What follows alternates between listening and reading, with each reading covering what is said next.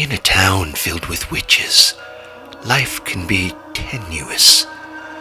Moving through the town is best navigated in the sewer system, except at night, when the werewolves use it for bowling.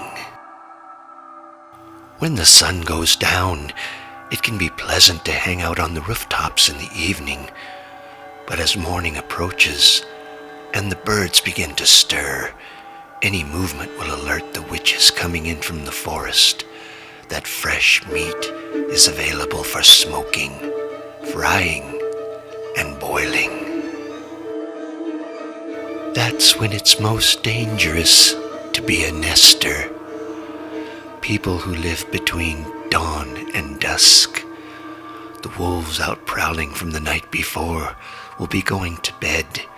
The witches begin to tire at daybreak and will sleep in until around 4.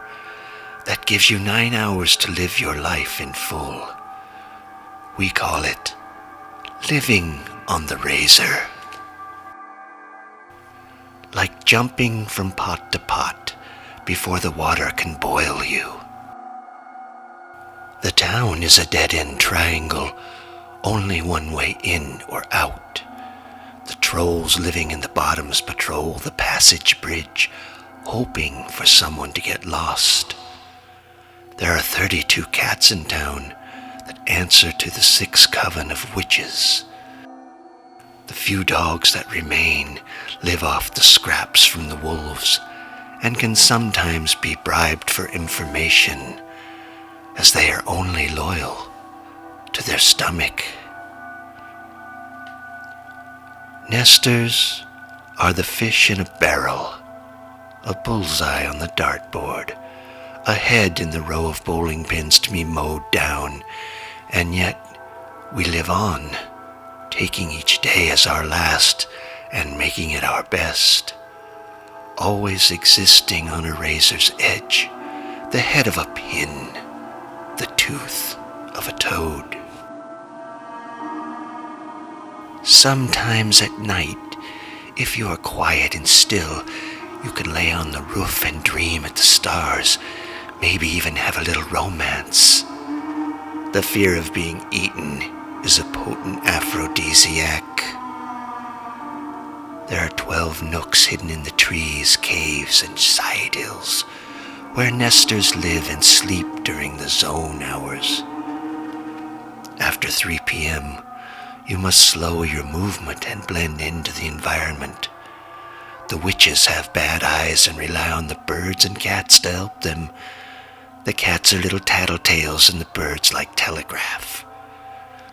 Learning when and how to move is a life skill you must possess if you want to survive. There is one thing that the witches and the wolves fear most of all, the one thing you can rely on to get their undivided attention. Something that makes the witches cower like children and the wolves shrink in terror. Pigs. They come down from the north 4 or 5 times a year and will kill any witch or wolf they come across. They hunt in packs and communicate telepathically with heat and motion sensors in their snout and acid running through their blood. They fear no one.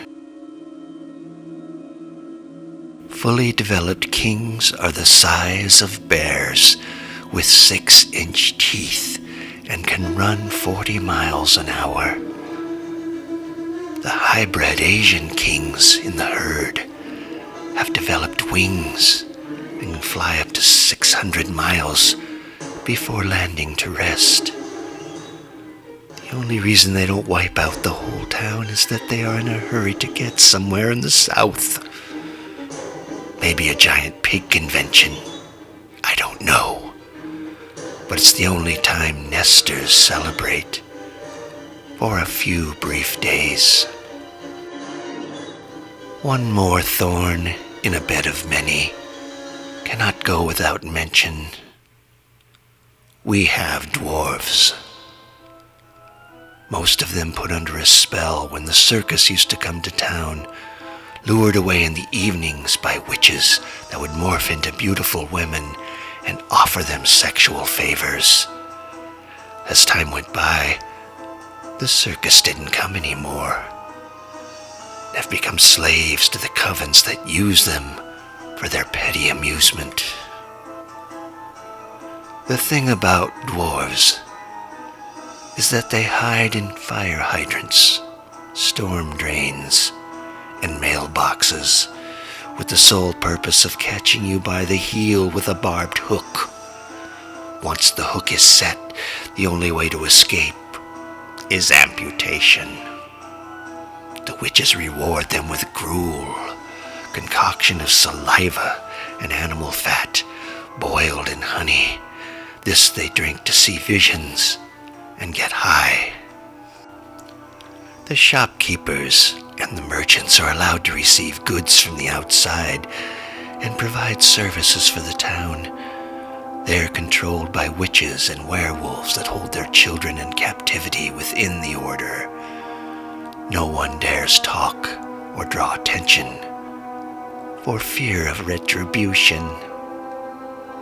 Once in a while, on the sly, they will deal friendly with a nester in order to get one thing we have, the one thing everybody wants: untainted blood.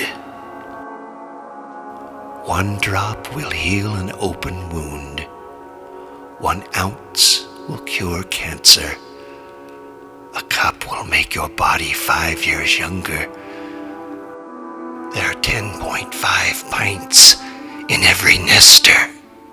You get the idea.